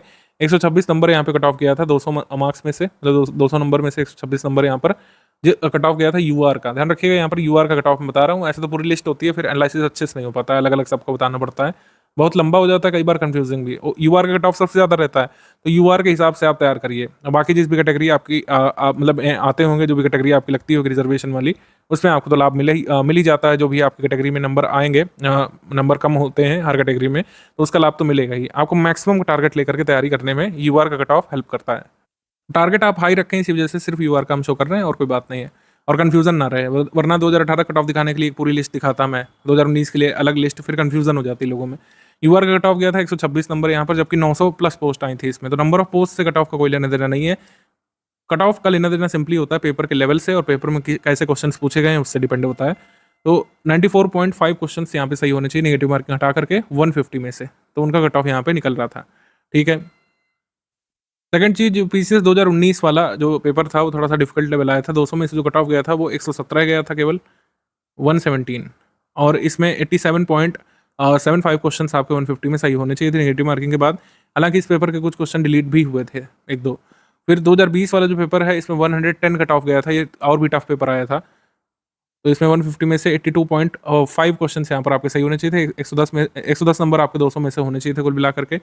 2021 के कट ऑफ की बात करें, इसमें पेपर मॉडरेट साइड आया था, 115 कट ऑफ इसमें गया था 200 में से, और क्वेश्चन यहाँ पर आपके सही होने चाहिए थे 150 में से 86.25। 2022 का अब तक ऑफिशियल कट ऑफ आ चुका है। इसमें भी पेपर मॉडरेट साइड आया था जैसे इस बार आ रहे हैं। तो इसमें 200 में से कट ऑफ गया था 111, और 83.28 क्वेश्चन आपके 150 में से सही होने चाहिए थे। और इस वाले पेपर में हमने आपको प्रूफ दिखाए थे हमारे स्टडी मटेरियल से कितने क्वेश्चंस किए जा सकते थे। आई रिपीट, क्वेश्चंस 113 क्वेश्चन इसमें किए जा सकते थे। मान लीजिए आप पूरा भी नहीं ध्यान दे पाए, अगर आपने यहाँ पर 95 भी निकाल लिए होते तो यहाँ पे आपका हो जाता, अदर कैटेगरी में उससे भी कम। तो आपको टारगेट कितना रखना है? टारगेट आपको करीब 100 सही क्वेश्चंस का करना है। 100 करेक्ट क्वेश्चंस में सभी कैटेगरी अलॉन्ग विद यूआर का काम यहाँ पे हो जाता है। 100 करेक्ट क्वेश्चंस उस पेपर में जिस हिसाब के पेपर अभी बन रहे हैं। मान लीजिए 2018 जैसा पेपर आ गया जिसके आने के चांसेस वैसे कम ही है। अगर बहुत ईजी पेपर आ गया तो ही जो है 100 के पार आपको जाना है। 100 तक कट ऑफ आपका बहुत सेफली निकल जाता है। बट यहाँ पे कैच है। कैच ये है कि कुछ क्वेश्चंस जो हमेशा डिलीट होते हैं कई बार, जो आप आंसर सोचे होते हैं या फिर जो पूरा हम आपको बताते हैं आंसर ऑथेंटिक सोर्सेज से, वो आंसर कई बार बदल जाता है। तो 2-4 क्वेश्चन हर बार डिस्प्यूटेड निकल जाते हैं, उनमें से 1-2 मॉडिफाइड की में डिलीट हो जाते हैं या बदल जाते हैं। तो कहने को तो 150 क्वेश्चंस का आप पेपर देने जाते हैं, लेकिन मैं हमेशा कहता हूँ कि 146 इसको समथिंग मान करके चला करिए। 146 में से आपको 100 क्वेश्चन यहाँ पर निगेटिव मार्किंग के बाद सही निकालने हैं, यही एग्जैक्टली आपका टारगेट होना चाहिए। क्योंकि मॉडिफाइड की तो बाद में आती है। मॉडिफाइड की 2021 वाली शायद अभी आई थी, 2023 के एंड में शायद ऐसा कुछ आई थी। जब सभी लोग सिलेक्ट होकर के पोस्ट तक पहुंच जाते हैं तब कहीं जाकर के पुराने प्रीलिम्स पेपर की मॉडिफाइड की आयोग जारी करता है। थोड़ा पहले करना चाहिए। खैर जो भी है, 100 सही क्वेश्चंस का टारगेट आपको करना है। किसी भी कैटेगरी में आप आते हो और मान लीजिए वुमेन कैटेगरी में है, एससी कैटेगरी में, तो आप इससे कम का टारगेट कर सकते हैं। 95 में भी आपका काम हो जाएगा, 90 के अराउंड, 90-95 के अराउंड। लेकिन नेगेटिव मार्किंग हटा करके इतना टारगेट आपको रखना पड़ेगा। बिल्कुल किया जा सकता है। स्टडी फॉर सर्विसेज का मान लीजिए आप पूरा कंटेंट भी नहीं अच्छे से तैयार कर पाए पूरी एफिशिएंसी से, लेकिन अगर आप 80% भी उसको अच्छे तरीके से पढ़ लेंगे तो आप 100 तक पहुंच सकते हैं। इस सब्जेक्ट से कितने क्वेश्चन आते हैं इसको भी देख लेते हैं थोड़ा। तो हिस्ट्री में एंशिएंट मेडिवल से 15 सवाल यहाँ पे 2023 में आए थे। इसको हमने अलग अलग से लिखना इसी वजह से शुरू किया है क्योंकि कई लोग कंफ्यूज रहते हैं कि क्या मॉडर्न हिस्ट्री पढ़ ली जाए जैसे पहले होता था। करीब 5-6 साल पहले कहा जाता था कि आप अगर सिर्फ मॉडर्न हिस्ट्री तैयार कर लें प्रीलिम्स के लिए तो वही सफिशिएंट होगी, लेकिन अब ऐसा नहीं है। आप 15-15 क्वेश्चन पूरा छोड़ नहीं सकते हैं, इतना रिस्क तो नहीं ले सकते, ना ही लेना चाहिए। 16 क्वेश्चन इधर आए, 13 क्वेश्चन इधर आए, इधर 8 ही आए थे 2021 वाले में। इधर जो है आपने देखा कितने क्वेश्चन आए, 15 क्वेश्चन इधर आए, 15 क्वेश्चन इधर आए एंशिएंट मेडिवल से। तो पूरा एंशिएंट मेडिवल कभी भी आपको लीव नहीं करना है। एंशिएंट मेडिवल मॉडर्न जितना हमने नोट्स में दिया है उतना भी आप कंप्लीट कर लेंगे तो मैक्सिमम क्वेश्चन आप हिस्ट्री से निकाल सकते हैं। पास्ट में भी लोगों ने निकाला है। मॉडर्न हिस्ट्री से 11 क्वेश्चन, इसमें 9 क्वेश्चन, 11 क्वेश्चन 6-9 इस तरीके के क्वेश्चन आते हैं। हिस्ट्री का काफ़ी इंपॉर्टेंट पोर्शन रखती है, अच्छा वेटेज रखती है कुल मिलाकर पूरे 150 क्वेश्चन के पेपर में। फिर इंडियन इकोनॉमी का जो यहाँ पे लिखा हुआ है ब्रैकेट में 7 करंट अफेयर, यहाँ पे 4 हैं तो इसमें भी मैक्सिमम करंट अफेयर के सवाल थे। इधर भी मोस्टली करंट अफेयर के सवाल थे। इधर भी इकोनॉमी और स्टैटिक इकोनॉमी करंट अफेयर के सवाल आते हैं। मतलब अगर 40% इकोनॉमी स्टैटिक आएगी तो 60% इकोनॉमी करंट अफेयर आता है आपके यूपीपीएससी पेपर में। मैंने पहले ही क्लियर कर दिया इकोनॉमी स्टैटिक और इकोनॉमी करंट अफेयर में क्या अंतर होता है। इकोनॉमी स्टैटिक आपकी कैसे कवर होगी, इकोनॉमी स्टैटिक के लिए हमने जो कंपाइलेशन पीडीएफ दी है उससे कवर होगा, और economy current affair budget economic survey के नोट से कवर होगा, और जो क्विज प्रैक्टिस में हम जो कई सारे क्वेश्चंस करा रहे हैं उससे कवर होगा, मिसलेनियस में जो रिपोर्ट्स वगैरह हैं उससे कवर होगा। तो जनरल साइंस से यहाँ पर 19 सवाल यहाँ पर करीब आ जाते हैं, 22 प्रश्न इसमें आ जाते हैं, 24 तक भी आ सकते हैं, 11 सवाल, 22 सवाल। तो ये आपके लिस्टिंग और कंपाइलेशन पीडीएफ से पूरे कवर हो जाएंगे। अदर कहीं से कुछ भी आपको पढ़ने की जरूरत नहीं पड़ेगी। थोड़ा बहुत तो साइंस टेक्नोलॉजी भी आता है, वो आपका मंथली करंट अफेयर से कवर हो जाएगा। इंडियन पॉलिटी से 20 के अराउंड सवाल हर बार आते हैं, कभी 26 भी आए हैं, 20, 22, 21 इस तरीके से सवाल आते हैं। तो इंडियन पॉलिटी भी इंपॉर्टेंस रखती है अपना। 20 सवाल काफ़ी अच्छे नंबर ऑफ क्वेश्चंस आते हैं, तो इसका मतलब आपको लिस्टिंग कंपाइलेशन आपको पॉलिटी के लिए पढ़नी चाहिए, और पीवाईक्यू कंपाइलेशन पॉलिटी का भी जरूर लगा लीजिएगा। इन्वायरमेंट इकोलॉजी से 6 प्रश्न, 8 प्रश्न, 4 प्रश्न, 13 प्रश्न भी 12 प्रश्न कई बार आ चुके हैं। तो इन्वायरमेंट इकोलॉजी में लिस्टिंग कंपाइलेशन सफिशिएंट है। यूपी जी के यूपी करंट अफेयर दोनों से मिला करके करीब 5 से 7 सवाल आते हैं, और यूपी करंट अफेयर हर मंथ आपको हमने देना शुरू कर दिया, जो आपको मेंस में भी हेल्प करता है। मेंस में कई बार जो आप पॉइंट मेंशन कर सकते हैं यूपी की ग्रोथ स्टोरी के बारे में, या फिर यूपी में जो जितने भी डेवलपमेंट चल रहे हैं, क्योंकि GS 5 और 6 में कई सारी चीज़ें डेवलपमेंट पे आधारित है। तो करंट अफेयर यूपी जी मतलब यूपी करंट अफेयर जो हम दे रहे हैं वो प्रीलिम्स के लिए तो जरूरी है ही, मेंस के लिए भी जरूरी है। यूपी जी के यूपी करंट अफेयर से 6-7 क्वेश्चन आते हैं, और आप लगभग सारे के सारे क्वेश्चन कर सकते हैं हमारे स्टडी मटेरियल से।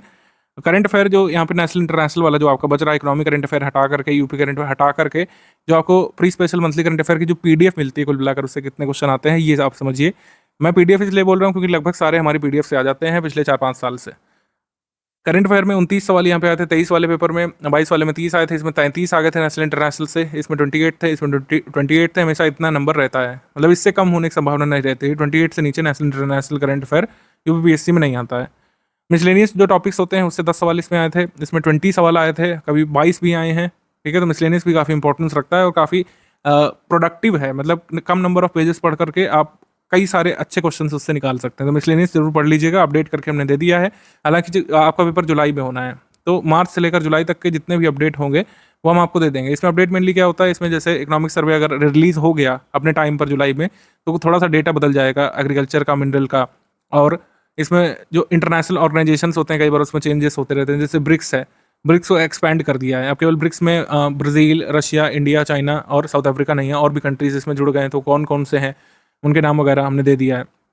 कोई ऑर्गेनाइजेशन का हेड चेंज हो जाता है, नाटो में कोई नया मेंबर जुड़ गया, कोई ऑर्गेनाइजेशन में कोई सदस्य कम हो गया किसी कारण से, तो ये सब अपडेट आपको मिल जाएंगे। एग्जाम से 25 दिवस पहले मिसलेनियस के जो भी अपडेट होंगे वो आपको मिल जाएंगे। तो अभी आपको पढ़ना है, ऐसा नहीं कि अपडेट का वेट कर रहे हैं, क्योंकि कई सारा इसमें लर्न करने वाला डेटा होता है। तो इसको पढ़ना आप लोग शुरू कर दीजिएगा, कोई भी अपडेट होगा आपको सेपरेटली मिल जाएगा मिसलेनियस में। बाकी आपकी टेस्ट सीरीज का शेड्यूल है, मई से हमने करना है यहाँ पे शुरू कर दिया है, मतलब मई से आपको मिल जाएगा। टेस्ट जिस भी डेट पर टेस्ट दिया है, जैसे 1 मई को है, तो 1 मई की रात में आपको क्वेश्चन पेपर की PDF मिलेगी, आंसर की PDF मिलेगी, जहाँ जहाँ पर जरूरी होगा रिलेवेंट एक्सप्लेनेशन भी दिया रहता है। तो टेस्ट सीरीज आपको 1 मई से मिलना शुरू होगी, और ये आपकी फिनिश हो जाएगी 18 जून तक। तो ये एक सही एकदम शेड्यूल है। मान लीजिए कोई इसमें परिवर्तन करना हुआ तो किया जाएगा, लेकिन इसके हिसाब से आई थिंक पूरा सही है। 1 मई से शुरू होकर के फाइनल आपका टेस्ट 18 जून को हो जाएगा, और पूरा आप रिवीजन भी कर लेंगे अगर एग्जाम जुलाई में है तो। टेस्ट टाइमिंग यहाँ पे लिख दिया गया है, रात 8 बजे जो टेस्ट होता है उसकी PDF जो है स्टडी मटेरियल वाले ग्रुप में आती है, कोई ऐप वगैरह में टेस्ट नहीं होता है, ध्यान रखिएगा। पेड ग्रुप में स्टडी मटेरियल कैसे खोजें, जो लिस्टिंग कंपाइलेशन में बताई उसको कैसे देखें, इसके लिए सेकंड वीडियो देख लीजिएगा, पेड ग्रुप में स्टडी मटेरियल कैसे देखें वाला वीडियो। जो लोग फुल पेड ग्रुप में आए 9000 वाले में, कोई भी आपका डाउट है तो आप डाउट क्लियरनेस वाले ग्रुप में पूछ सकते हैं एडमिन से। आपको सिलेबस में कुछ नहीं समझ में आ रहा है, स्ट्रैटेजी में कोई डाउट है, PDF में लिखे हुए कंटेंट में कोई आपको डाउट है, फैक्चुअल डाउट है, PYQ में कोई डाउट है रहा है, कॉन्सेप्ट में कोई डाउट है, तो आप यहाँ पर पूछ सकते हैं। सबसे पहले जो लोग फुल पेड ग्रुप में हैं वो डिस्कशन ग्रुप में ही पूछेंगे, वहाँ आपकी समस्या का निदान अगर नहीं किया जाता है तो ज्ञान सर के पर्सनल व्हाट्सएप नंबर पर आप अपनी क्वेरी भेज सकते हैं। पास्ट एक्सपीरियंस के आधार पर हम लोग ये रफ इक्वेशन निकाल सकते हैं कि 150 क्वेश्चंस के पेपर में इस तरीके के क्वेश्चंस होते हैं। नंबर ऑफ इजी क्वेश्चंस मैंने ऑब्जर्व किया है 40 के अराउंड रहते हैं हर पेपर में, हर प्रीलिम्स पेपर में 2019 के बाद से। मॉडरेट टाइप के क्वेश्चंस की संख्या ज़्यादा रहती है पूरे पेपर में, 60 से 70 क्वेश्चंस यहाँ पर मॉडरेट लेवल के होते हैं, और 30 से 40 क्वेश्चंस यहाँ पर टफ लेवल या डिफिकल्ट लेवल के होते हैं, जिसमें अच्छा खासा आपको रिवीजन होना चाहिए पहले से, और प्रैक्टिस आपने की होनी चाहिए। तो अगर आप 35 से 37 क्वेश्चन ईजी वाले निकाल ले गए, मॉडरेट क्वेश्चन अगर 50 भी निकाल ले गए, और डिफिकल्ट क्वेश्चन जो है अगर आप 10 भी निकाल ले गए, तो कट ऑफ तक पहुंच सकते हैं किसी भी कैटेगरी में आप आते हैं। तो इस तरीके का इक्वेशन आपको बना करके चलना है। बाकी काफ़ी सारी चीज़ें उसी दिन डिपेंड करती है कि क्वेश्चन पेपर आपके सामने है, OMR आपके सामने है, किस तरीके के क्वेश्चन उसमें आए हैं, क्या बहुत out of the box question आ गए हैं। जैसे इस बार डिलेमा है कि किस तरीके का पेपर होगा, क्या 17 मार्च को जो पेपर मिलने वाला था वही पेपर आपके सामने पेश कर दिया जाएगा जुलाई मंथ में 2024 में, या फिर नया पेपर बनेगा। तो इस डिलेमा को डील करने के लिए मैंने बताया है कि PDF आपको हम देंगे, जितना भी जरूरी होगा पढ़ना, बस आपको स्टडी करना है। अभी कितना स्टडी करना है बता दिया गया है, बाद में कितना स्टडी करना है उसकी PDF ही दे दी जाएगी टोटल। तो इस तरीके से आपको आगे बढ़ना है। डेली 6 से 8 घंटे इसी वजह से बताए गए हैं, क्योंकि जब भी पेपर डिले होता है आपका काम थोड़ा सा बढ़ जाता है हमेशा। टाइम आपको मिलता है लेकिन काम भी बढ़ जाता है। कोई भी श्योर नहीं है कि वही पेपर मिलेगा कि दूसरा पेपर बनेगा। तो दोनों ही सिनेरियो के लिए सीरियस स्टूडेंट खुद को तैयार करते हैं। सीरियस स्टूडेंट्स तक मेरी बात पहुँच गई होगी। बाकी सब्जेक्ट वाइज जो जो पढ़ना है, अगर मैं फिर से दोहरा दे रहा हूँ, हिस्ट्री के लिए, ज्योग्राफी के लिए, पॉलिटी के लिए, स्टैटिक इकोनॉमी के लिए, एनवायरनमेंट के लिए, जनरल साइंस के लिए, करंट अफेयर के लिए, और यूपी करंट अफेयर भी आपको पढ़ के जाना चाहिए जितना दिया हुआ है। मेंस में आपको लाभ मिलता है, प्रीलिम्स में भी वो वाले क्वेश्चन आप कर पाएंगे जो अन्य लोग नहीं कर पाते हैं। मतलब कोर यूपी के क्वेश्चन अगर मान लीजिए आ गए 2-3 तो आपको अच्छा खासा है जिसमें मिल जाता है। तो प्रायोरिटी सबसे पहले यही रहेगी जैसे लिखा गया है। कंपाइलेशन लिस्टिंग जो है सबसे पहली प्रायोरिटी पे लिखी गई, तो इसी को सबसे पहले आपको स्टडी करना है सब्जेक्ट वाइज। और जनरल साइंस और साइंस टेक में क्या अंतर होता है इसको भी एक बार क्लियर कर लेते हैं। आपको वैसे तो पता होता है, मैं हर बार बता देता हूँ। साइंस में क्या होता है, जनरल साइंस में जो अवधारणाओं पर आधारित सवाल होते हैं, जो हमारी ह्यूमन बॉडी से संबंधित जो बेसिक्स होते हैं और जो डे टू डे लाइफ में हम चीज़ें देखते हैं, जैसे इथाइल मरकैप्टन हो गया। इथाइल मरकैप्टन ये हमारे घर में हर समय मौजूद रहता है, ठीक है। जिनको नहीं पता, इथाइल मरकैप्टन वो केमिकल है जो हमारे एलपीजी सिलेंडर में मिक्स किया जाता है, जिससे भी जब भी लीकेज हो तो हम उसको आसानी से डिटेक्ट कर सकें। वो तेज गंध होती है जिससे हम लीकेज को ऑब्जर्व करके जल्दी से उस पर काबू पा सकें। इसी वजह से इथाइल मरकैप्टन मिलाई जाती है हमारे एलपीजी सिलेंडर में। ह्यूमन बॉडी में प्रोटीन का डाइजेशन कहाँ से शुरू होता है? स्टमक से ही शुरू होता है। ऑप्शन नंबर डी यहाँ पे सही है। मान लीजिए कोई एंजाइम का नाम इसमें पूछ लेते हैं, ठीक है, कि एमाइलेज जो है ये किसको डाइजेस्ट करता है। जैसे अभी 2023 वाले में ही सवाल आया था कि इंसुलिन जो है कहाँ पे बनता है? आइलेट्स ऑफ लैंगरहैंस सेल पे बनता है। वो काफ़ी सारी अवधारणाओं पर आधारित सवाल। नेचुरल रबर का फॉर्मूला क्या है? पॉलीथीन का पॉलीमर क्या है? ये सब चीज़ें डे टू डे लाइफ में जब लोग यूज़ करते हैं। जबकि साइंस टेक का मतलब ये होता है जो इमर्जिंग ट्रेंड्स है, जो नई चीज़ें उभर करके सामने आ रही हैं। जैसे नई चीज़ों में क्या मटेरियल इस समय चर्चा में रहता है? Carbon fibre. कार्बन फाइबर काफ़ी चर्चा में रहता है क्योंकि ये बहुत ज़्यादा हल्का होता है और स्टील से भी ज़्यादा मजबूत होता है। मतलब मजबूती के मामले में स्टील को पार कर देता है और हल्का होता है एल्युमिनियम से भी। तो ये कार्बन फाइबर के बारे में चीज़ हो गई। आर्टिफिशियल इंटेलिजेंस लगातार चर्चा में है। इसके बारे में क्वेश्चन आना शुरू हो गए थे 2022 के यूपीएससी एग्जाम से, लेकिन अभी इसमें कई सारे डेवलपमेंट्स देखने को मिल रहे हैं। जैसे कई सारे जीपीटी आ रहे हैं। तो जीपीटी का फुल फॉर्म क्या है? एमपीपीएससी ने इसके बारे में पूछा था। ओपन एआई का जो चैट जीपीटी आया उसके बारे में इसमें पूछा था। जितने भी डेवलपमेंट्स हो रहे हैं, जैसे भारत जीपीटी बना रहा है जियो, रिलायंस जियो। इसरो के जो कई सारे मिशंस लॉन्च हो रहे हैं, लॉन्च व्हीकल्स की जो अपडेट है। आदित्य L1 जब लॉन्च हुआ तो लैंगरहैंस पॉइंट, माफ कीजिएगा, लैंगरेंज पॉइंट काफ़ी चर्चा में था। वो क्या होता है, ये क्या सिग्निफिकेंस है इसका? इसका मैंने एक ऑडियो वीडियो भी बना करके दिया था, ऑडियो विजुअल। आपको आपके क्विज ग्रुप में आपने देखा होगा। क्विज ग्रुप में सबसे पहला मैसेज मैंने लैंग्वेज पॉइंट के बारे में दिया था। तो ये सब चीज़ें आ जाती हैं इमर्जिंग ट्रेंड्स में या फिर साइंस टेक्नोलॉजी में। और जो बातें आप बुक्स में पढ़ते हुए आए हैं, लगातार जानते हुए आए स्कूल कॉलेज डेज से, वो होता है जनरल साइंस। यूपीपीएससी 2024 के लिए डूज एंड डोंट्स मैं कई बार डिस्कस कर चुका हूँ, एक बार फिर आपको बता दे रहा हूँ। आपको कंटिन्यूटी यहाँ पे बना के रखनी है। 6 से 8 घंटे का यहाँ पे शेड्यूल बनाइए। ऐसा नहीं कि एक दिन 10 से 12 घंटे पढ़ लिया फिर 2-3 दिन का ब्रेक ले लिया। ये स्टडी प्रोडक्टिव नहीं मानी गई है। हमेशा ही जो आप एक लक्ष्य लेकर के चलते हैं, मान लीजिए आपने 6 से 8 घंटे का रखा टारगेट, इसी वजह से मैं 6 से 8 घंटे का बता रहा हूँ, क्योंकि रेंज होनी चाहिए। कई बार ऐसा हो सकता है आप कहीं फंस गए, आप 5 घंटे ही पढ़ाई कर पाए तो अगले दिन 8 घंटे कर लीजिए। किसी दिन 6 घंटे कर पाए, अगले दिन 7 की कोशिश करिए। इस तरीके से करिए, एक फुल ब्रेक मत होने दीजिए। वैसे ही 115-120 दिवस कब निकल जाएंगे पता नहीं चलेगा। बीच में कई सारे फेस्टिवल्स भी हैं, जैसे होली फेस्टिवल है, मान लीजिए आपने 3-4 दिन उसमें वेस्ट कर दिए, तो आपको आगे जो है कवर अप करना पड़ेगा। इस तरीके से स्टडी जो है आगे काम करती है। जो लोग सीरियस स्टूडेंट्स हैं, जो फाइनली सिलेक्ट होते हैं, वो इन चीज़ों का महत्व जानते हैं। जो सीरियस एस्पिरेंट है वो 1 से 2 दिन से ज़्यादा होली में नहीं खर्च करेंगे, वो तुरंत जो है स्टडी में लग जाएंगे। और जो बहुत कह सकते हैं डिलीजेंट स्टूडेंट हैं, वो होली के दिन भी कुछ ना कुछ तो जरूर पढ़ेंगे। तो लंबे लंबे ब्रेक नहीं होने देना है कुल मिलाकर, आपको ये ध्यान रखिए। फालतू गॉसिप वगैरह से बचिए आप लोग। कुछ चीज़ें जो अभी नॉन रेलिवेंट है प्रीलिम्स के लिए, जैसे इंटरनेशनल रिलेशन वाली चीज़ हो गई, जैसे मैपिंग वाली चीज़ हो गई। मैपिंग के कितने क्वेश्चंस आते हैं प्रीलिम्स में? 1-2 क्वेश्चंस आते हैं, वो भी कवर हो जाते हैं हमारे ज्योग्राफी पीडीएफ से। तो अलग से कोई मैपिंग करने की जरूरत नहीं है। मैपिंग का जो भी रिलेवेंट डिटेल होता है वो मैं कुछ ग्रुप में ऑलरेडी दे देता हूँ, जहाँ पे जरूरी होता है। और मैपिंग के लिए भी जो हमारी कंपाइलेशन पीडीएफ, उसमें हमने काफ़ी हाई रिजोल्यूशन के मैप यहाँ पे यूज़ कर लिए हैं। इसीलिए कंपाइलेशन में कई सारे मैप्स आप देखेंगे लगे हुए हैं, और उससे कई बार एग्जाम में आता भी है। गाजा पट्टी बहुत अच्छी तरीके से हमने उसमें बना करके दिखाई थी आपको, जिससे आपको बता रहे 2 देशों के बीच साझा होती है वो। मैपिंग में जो पिछले साल डोनेट्स रीजन से पूछा गया था, वो किसके लिए फेमस है? कोल के लिए है कि कहाँ का इंडस्ट्रियल रीजन है? ये सब कुछ बास रीजन हो गया। वर्ल्ड के जितने भी इंडस्ट्रियल रीजन है, माइनिंग रीजन्स हैं, आयरन ओर के रीजन है, रबर प्रोडक्शन के रीजन है, सबकी लिस्टिंग तो दी है। जहाँ जहाँ पर जरूरी है मैप भी दिया हुआ है। एयरपोर्ट्स कौन कौन से कहाँ पे इंपॉर्टेंट लोकेटेड हैं, पोर्ट सिटी कौन कौन से हैं, आइलैंड कौन कौन से हैं, किस किस कॉन्टिनेंट में कौन से इंपॉर्टेंट आइलैंड है, ये सब मैप में जितना मतलब पीडीएफ में बने हुए हैं बस उतने जरूरी हैं। इधर उधर मैप एक्सपर्ट्स के पीछे भागने की जरूरत नहीं है 1-2 क्वेश्चंस के लिए। कॉन्सेप्ट तो समझना ही, प्रैक्टिस भी करना है, रिवीजन भी करना है। केवल कॉन्सेप्ट समझने से नहीं होगा, केवल प्रैक्टिस करने से नहीं होगा, केवल रिवीजन करने से नहीं होगा। तीनों का समन्वय आपको बनाना पड़ेगा कहीं ना कहीं। सभी सब्जेक्ट्स को साथ में लेकर के चलना है। ऐसा नहीं कि आप फेवरेट सब्जेक्ट को तो कई कई बार रिवाइज कर रहे हैं लेकिन बाकी सारे सब्जेक्ट को छोड़ दिया। जो भी कट ऑफ क्लियर करते हैं उनके मोस्टली ज़्यादातर सब्जेक्ट जो है क्लियर रहते हैं। वो किसी एक में मास्टर नहीं होते हैं लेकिन ज़्यादातर सब्जेक्ट में उनकी चीज़ें क्लियर रहती हैं, जो भी लोग कट ऑफ क्लियर करते हैं। तो अगर आपको कट ऑफ क्लियर करना है तो मैक्सिमम सब्जेक्ट्स पर आपको फोकस करना पड़ेगा। किसी भी एक दो सब्जेक्ट को पकड़ करके उनको मास्टर करने की कोशिश ना करिए, बल्कि कवरेज पर फोकस करिए। यहाँ पर जो भी स्टडी मटेरियल आपको यहाँ पे दिया गया है, जो मैंने बता दिया है सब्जेक्ट वाइज, उसी को फॉलो करेंगे तो आपको मैक्सिमम बेनिफिट होगा। ये बात मैं बार बार अब नहीं बोलूँगा, समझदार लोग समझ गए होंगे। तो आप सेकंड वीडियो देख सकते हैं, पेड ग्रुप में स्टडी मटेरियल कैसे देखने वाला वीडियो। मैंने स्ट्रैटेजी वीडियो में लगभग सारी चीज़ें आपकी क्लियर कर दी हैं। आगे की स्ट्रैटेजी यहाँ पर किस तरीके से हो सकती है, सभी तरीके के सिनेरियोज में। वीडियो नंबर 2 देखिए, उसमें पीडीएफ वगैरह के बारे में बताया गया है। उसमें ऐसा हो सकता है करंट अफेयर पहले का पीडीएफ दिखाया गया हो, लेकिन अब आगे की पीडीएफ अपलोड हो चुकी हैं। वीडियो नंबर 2 देखिए, उसमें बेसिकली बताया गया है पासवर्ड वगैरह क्या लगा हुआ है, कैसे आप उसको डालेंगे, पासवर्ड को कैसे शेयर कर सकते हैं, कैसे प्रिंट कर सकते हैं लीगल तरीके से, कैसे उसका प्रिंट निकाल सकते हैं, कैसे सेव कर सकते हैं अपने डिवाइस में, सब कुछ इसमें बताया गया है। जो लोग हमारे फुल पेड ग्रुप में आए हैं 9000 वाले ग्रुप में, उनको डाउट क्लियरेंस का भी सपोर्ट मिला है। प्रीलिम्स एग्जाम तक आप डाउट क्लियरेंस से यहाँ पर कर सकते हैं।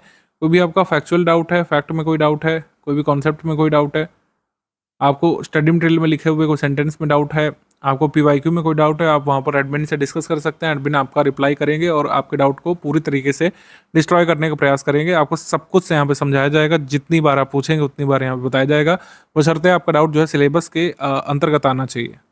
विदिन 6 आवर्स जो हमारा कमिटमेंट होता है, लेकिन इतना दिन के समय में आपको वेट नहीं करना पड़ता। कोई भी आप डाउट पूछते हैं दिन के समय में तुरंत जो है रियल टाइम में आपको सॉल्व करके दिया जाता है। ये मैक्सिमम टाइम है, मतलब 6 आवर जो हमारा मैक्सिमम कमिटमेंट है। कोई विशेष बात हो गई तभी इतना वेट करना पड़ता है, अदरवाइज वर्किंग आवर्स में अगर आप मान लीजिए सुबह 10 बजे से रात के 10 बजे तक पूछते हैं डाउट, तो आपको वेट नहीं करना पड़ता है।